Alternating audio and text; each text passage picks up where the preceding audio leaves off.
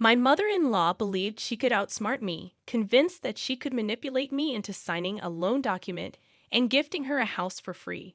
It's as if she thinks I'm incredibly naive, but little does she know, I have a plan that will leave her utterly embarrassed. I don't really care about her opinion on the matter. Before I married my husband, I had high hopes for a positive relationship with my mother-in-law. Having lost my own mother as a teenager, I thought a great mother-in-law could help fill that void. Unfortunately, my expectations were shattered when I met my worst nightmare in human form during my relationship with Bob. When Bob and I began dating, meeting his family was something I eagerly anticipated.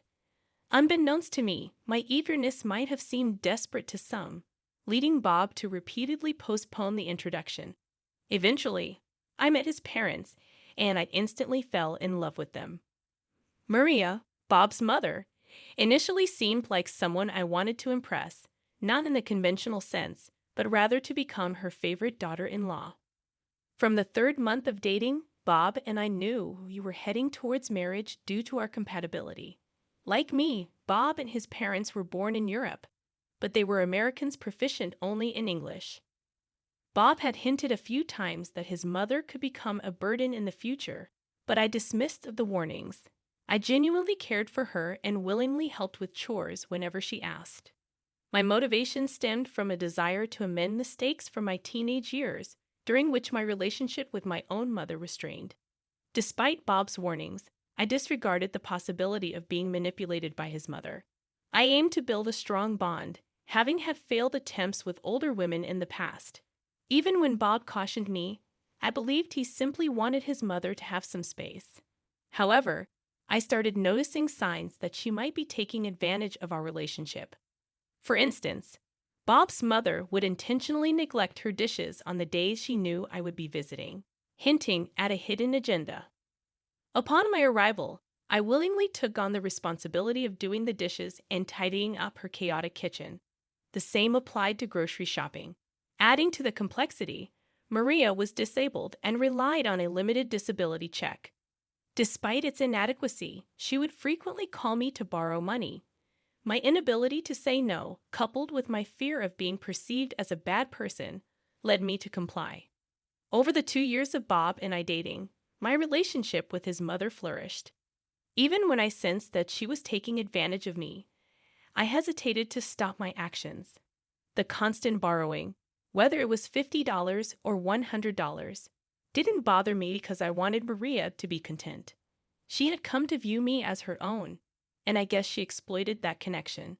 Deep down, every smile I elicited from Maria made me feel like I was rectifying the mistakes of my troubled teenage years. As a teenager, I unknowingly caused my single-parent mother a lot of distress. It wasn't until I grew older and she passed away that I understood the gravity of my actions. Despite her efforts, I constantly compared her to others and eventually ran away from home.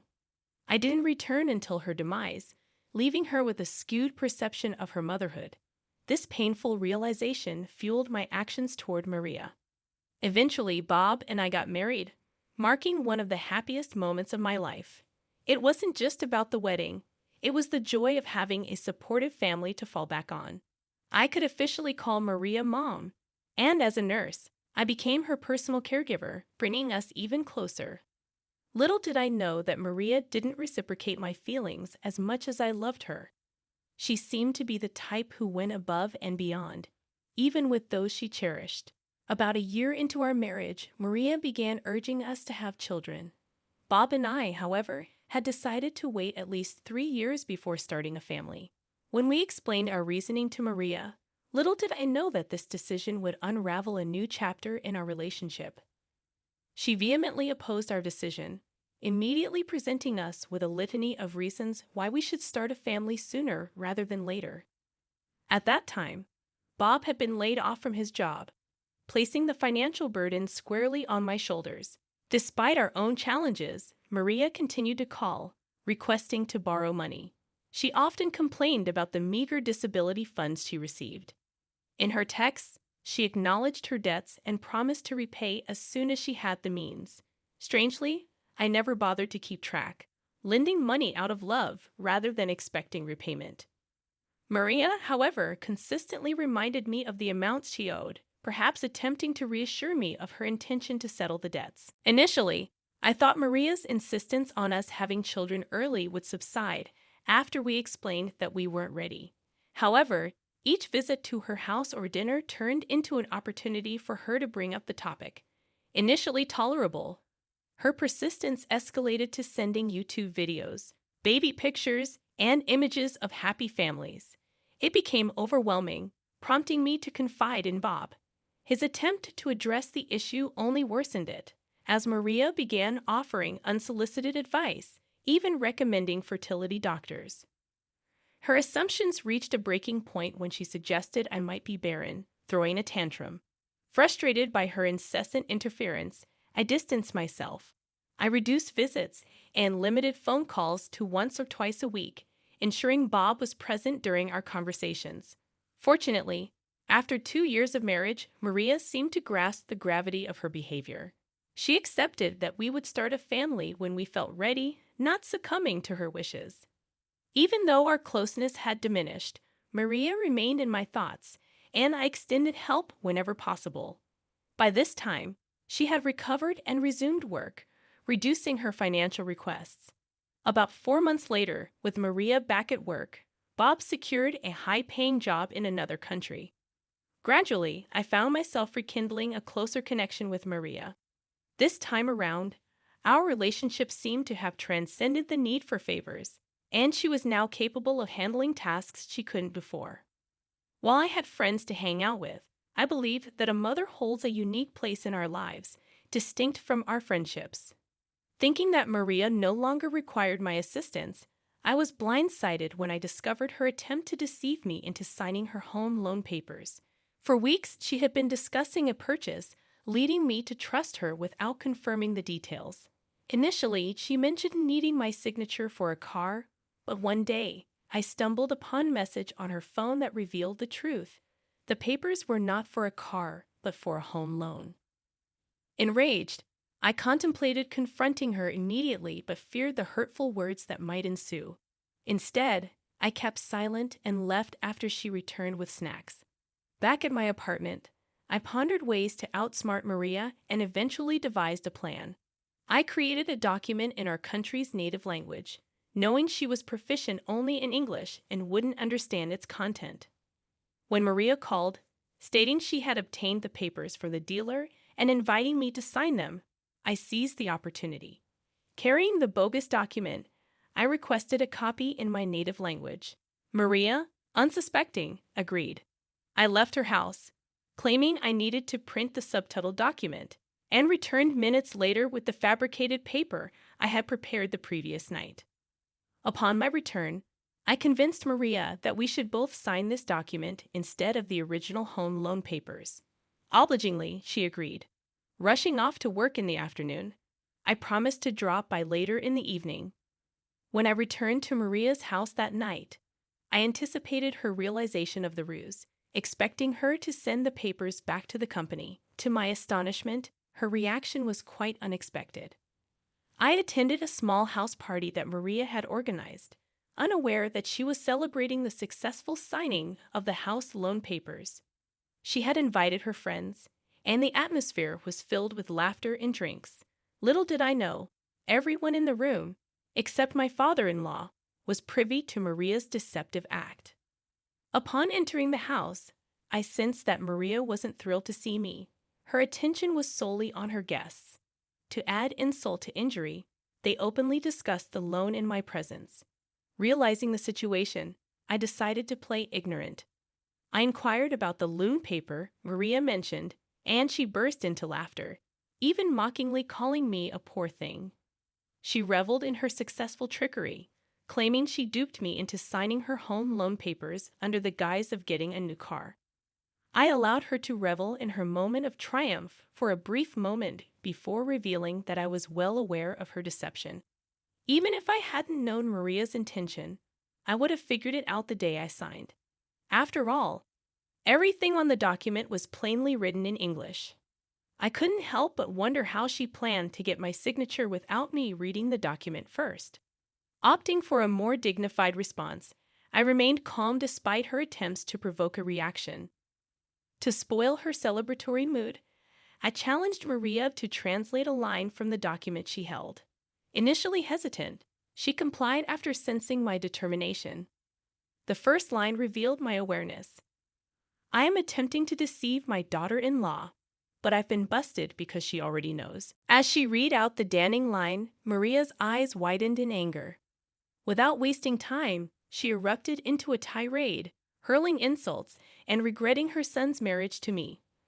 Her hurtful words cut deep, and I couldn't stand being humiliated in front of the guests. I fired back, asserting my innocence and refusing to be blamed for her deceptive actions. I harbored no regrets for exposing the truth, considering it a necessary lesson for Maria.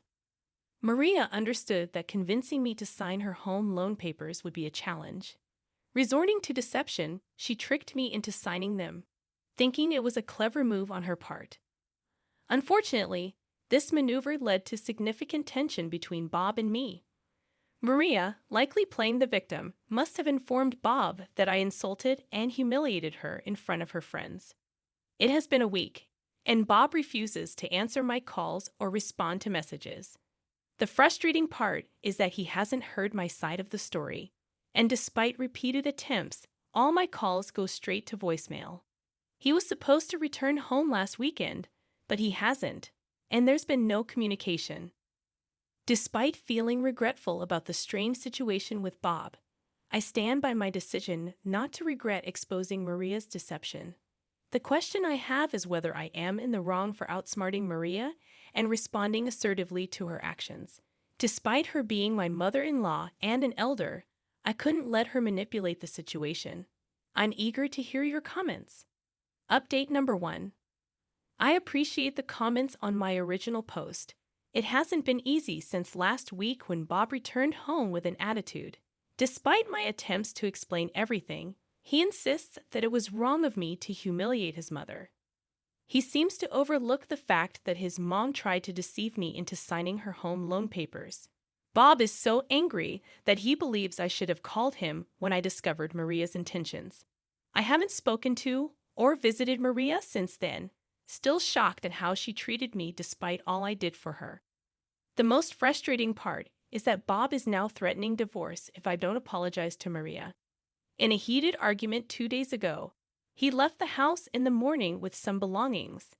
Later that evening, I discovered he was at his mother's house with a woman from his past, boldly posting pictures on Facebook. They appeared to be enjoying themselves while I dealt with loneliness. I expected Bob to understand the situation from my perspective and acknowledge his mother's wrongdoing. He hasn't spoken to her or condemned her actions, and for 2 days, Bob has been elusive since expressing that he'd rather lose me than let a woman jeopardize his relationship with his parents. It's painful to hear Bob now perceive me as a homewrecker, especially when he knows the genuine reasons behind my compassionate treatment of his mother. I had confided in him about my past with my own mom, and he used that vulnerability against me, hurling insults and uttering things I never expected from him. Even if I were to apologize to Maria for exposing her deceit, the dynamics between us can never return to how they used to be. I can't envision myself getting along with her or any of Bob's family members ever again. While those who know me often describe me as kind and soft, I'm contemplating a change. I don't want to be perceived as the soft, weak jade any longer, but the dilemma lies in whether being rude to Maria is reason enough for Bob to consider divorce. I love Bob deeply and don't want to lose him. Please advise me on what course of action I should take. Although Bob sounded serious, part of me wonders if he's bluffing, or is this an ominous sign of something worse? Update number 2. Following some suggestions to talk to Bob, I decided to confront him at his mother's house.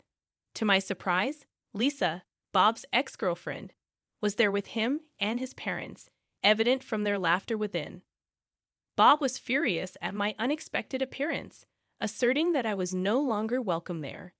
In an attempt to salvage our relationship, he demanded that I apologize to his mother. Desperate to make things work and missing Bob immensely, I reluctantly apologized to Maria. However, It wasn't heartfelt, and Maria insisted on writing an apology for me to read. To my shock, the apology Maria penned contained demeaning content, prompting an immediate change of heart.